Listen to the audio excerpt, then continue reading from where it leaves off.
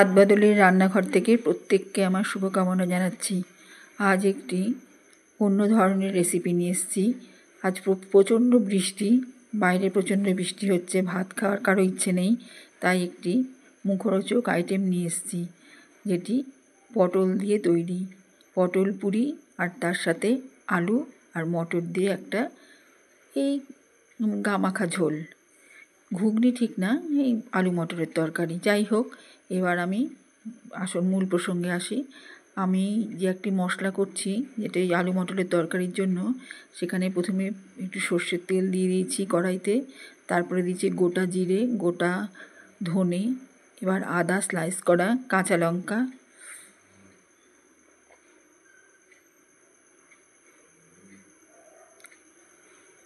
এগুলো প্রথমে একটু ভেজে নিই।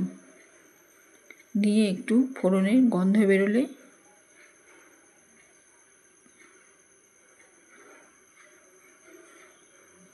এবার টমেটো দিয়ে দিচ্ছি।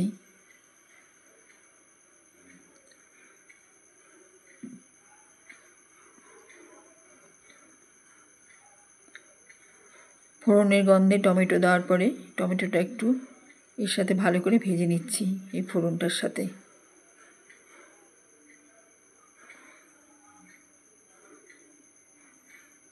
লবণ হলুদ দিয়ে দিচ্ছি।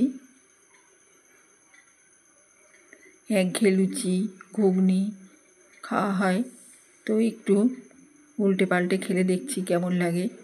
তবে কি, লুচি এমনিতে খেলে একটু অ্যাসিড হয়ে যায়, কিন্তু এইভাবে আমি যে পটল দিয়ে করেছি, এর মধ্যে কাঁচা পটল বেটে পেস্ট করে আমি ময়ামের সঙ্গে মিশিয়ে দিয়েছি। এতে হয় কি, যে তেলটা আটায় টেনে নেয়, এই পটলের কাঁচা পটলের রস থাকাতে অত তেল টানতে পারে না, কাজেই খুব তাড়াতাড়ি হজম হয়ে যায়। আর তার সাথে এই মটরের তরকারিটাও আমি একটু অন্যভাবে করেছি। এটিও ধরতে গেলে ডাইরেক্ট মশলাগুলো আমি মিশাইনি, যেহেতু এটি দুপুরবেলা খেয়েছি, কাজেই স্বাস্থ্যের কথা একটু চিন্তা করে এইভাবে পাল্টে খেয়েছি। আমরা ঘন্টা 2 আগে খেয়েছি, ইতিমধ্যেই মনে হচ্ছে বুঝি 6-7 ঘন্টা খাইনি, মানে একেবারেই হজম হয়ে গিয়েছে। এতে অন্য রকমভাবে জোয়ান টোয়ান মিশাইনি, এই যেভাবে করেছি সেভাবেই দেখাচ্ছি। যাই হোক, আমি ওই টমেটো দেওয়ার পরে ওই টমেটো ভেজে নিয়ে ওটা তুলে রাখলাম, দেখলেনি। এবার ওই প্যানের মধ্যেই, যেহেতু মশলা টশলা লেগে আছে, আমি মটর দানা দিয়ে দিলাম। মটর দানাগুলো আমি গতকাল ভিজিয়ে রেখেছি, সেদ্ধ করিনি। এবার এই মটর দানাগুলো এর মধ্যে দিয়ে দিলাম, এই জলটার মধ্যে দিয়ে একটু ঢেকে দিচ্ছি, ফুটুক। এবার যেটা আমি এতক্ষণ ধরে মশলাগুলো করলাম, সেটাকে পেস্ট করে নেব, শিলে বেটে পেস্ট করে এই বাটা পেস্টটা এর মধ্যে দিয়ে দিলাম। এবার এটা দিয়েই মটর দানাটা সেদ্ধ করব। অন্যান্য যে ঘুগনির ক্ষেত্রে যেটা হয়, আমরা এমনি সেদ্ধ করি, হয়তো খুব জোর কাঁচা লঙ্কা হলুদ নুন দিয়ে, কিন্তু এখানে আমি এই মশলাগুলো দিয়েই, এই কষানো মশলাগুলো দিয়েই কাঁচা মটরটা সেদ্ধ করে নিচ্ছি। কাজেই ডাইরেক্ট যে মশলা কষানো দিয়ে ঝোলটা, সেটা ডাইরেক্ট খেতে হচ্ছে না, ওই জন্যই হয়তো আমাদের খুব তাড়াতাড়ি আজকে হজম হয়ে গিয়েছে। যাই হোক, এবার প্রেশার কুকারটা বসিয়ে সিটি দিয়ে নিচ্ছি। মটর দানাটা এমনভাবে সিটি দিচ্ছি, একটু মানে কম আঁচে রেখে, যাতে মটরটা বেশ ফুসফুসা হয়ে যায়। কড়াইতে এরমভাবে আলু কেটে ভেজে নিচ্ছি। আমি মটর দানার মধ্যে আলু দিয়ে সেদ্ধ করিনি, কারণ এখানে যেহেতু মশলা দিলাম, ওই আলু দিয়ে সেদ্ধ করলে আলু অর্ধেকটা মশলা টেনে নেবে, কাজেই আমি আলুটা আলাদা ভেজে নিচ্ছি। যেহেতু এটা খুব লাইট করে বানাচ্ছি, ওই জন্য এটাও যদি আমি সেদ্ধ করি, তাহলে এটা খুব পানসে হয়ে যাবে খেতে, ঘুগনি মানে মটরের তরকারিটা। কাজেই আমি এটাকে আলাদা করে ভেজে নিচ্ছি, লাল লাল করে ভেজে নেব।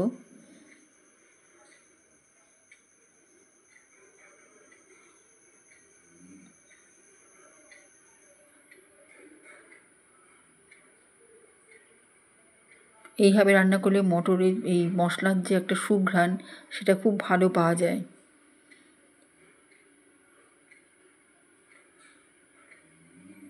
আর মটর দানাগুলো খুব টেস্টি হয়, কাজেই মশলা নুন হলুদে সেদ্ধ করা।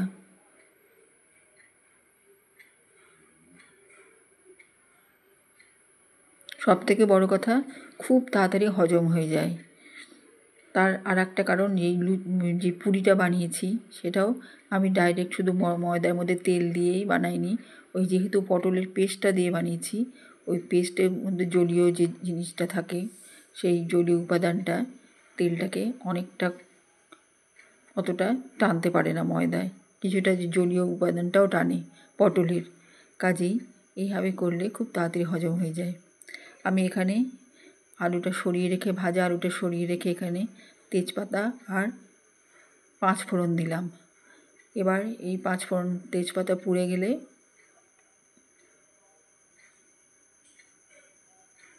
একটা কাঁচা লঙ্কা দিলাম। এটা আমি ঝালের জন্যই দিয়েছি, কারণ আমি অন্যভাবে ঝাল ব্যবহার করিনি।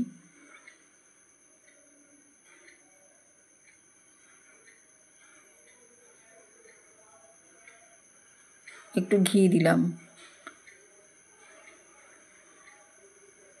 সেটা খুব সামান্য।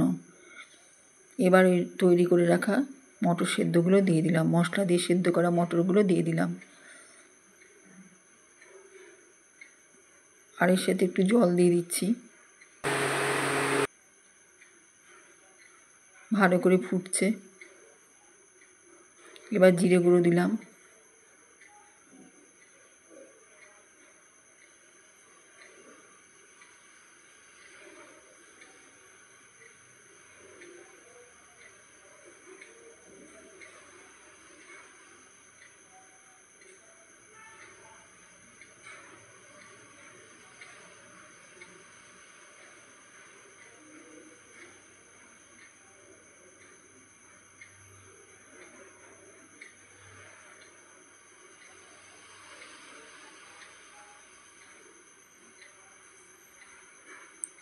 আলুও সিদ্ধ হয়ে গিয়েছে, এদিকে মটর দানাটা তৈরি। এবার আমি বানাচ্ছি হচ্ছে পটল দিয়ে যে পুরিটা বানিয়েছি, সে পটল পুরি। এখানে আমি ময়দা নিয়েছি বাটিতে, 1 বাটি ময়দা, 1 বাটি আটা,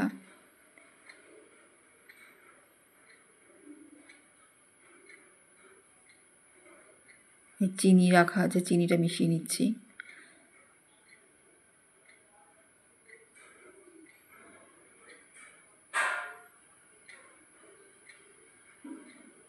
রিফাইন তেল,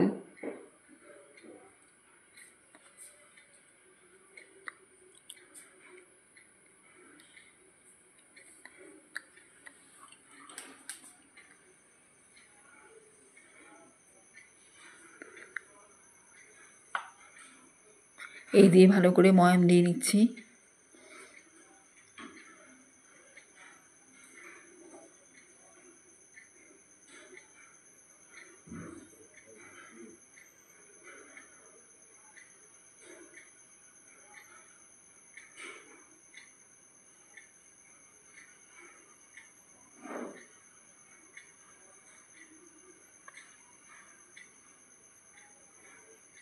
এখানে পটল স্লাইস করে কাঁচা পটল কেটে রেখেছি, খোসা ছাড়িয়ে এই পটলের পেস্টটা দিয়ে দিলাম।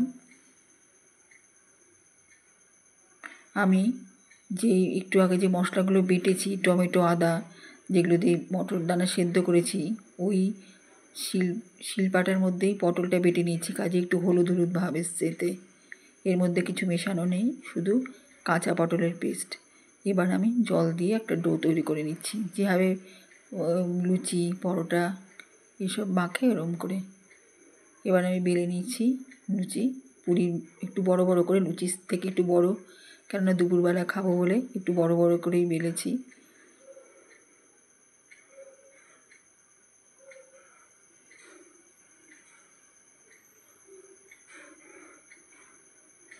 এইভাবে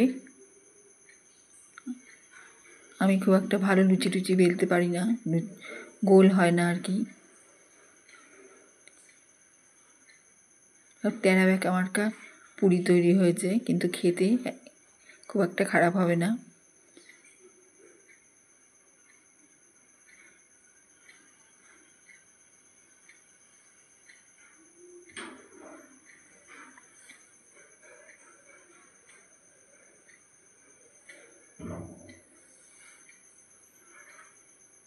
এভাবেই পুরিগুলো ভেজে নিলাম।